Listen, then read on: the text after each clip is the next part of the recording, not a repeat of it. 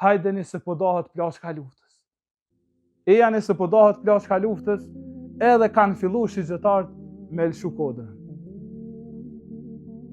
Kjo të regon edhe kujdesin e madh sahabëve që mos m'ia zbulu tmetat njëri tjetrit.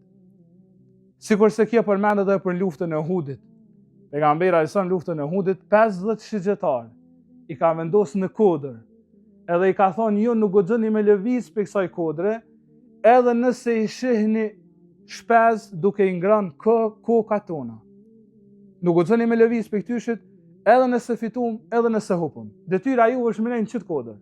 Mirë, kur kanë fillu muslimanët me fitu, edhe ka fillu lufta, fronti luftës më ushty në drejtim të mushrikëve, ka fillu më u dëgju një thirrje el ghanimetul ghanime.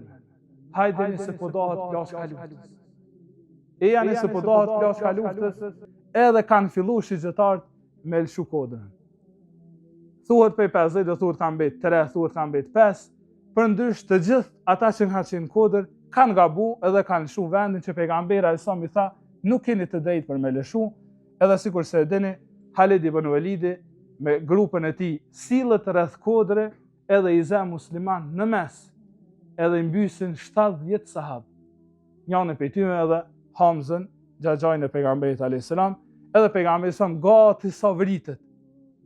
Mirë po kur ju kthy në shtëpiat e tyre, a jeni të bindën që asnjë nuk i ka përmend kush kanë qenë ata 50 sahabë.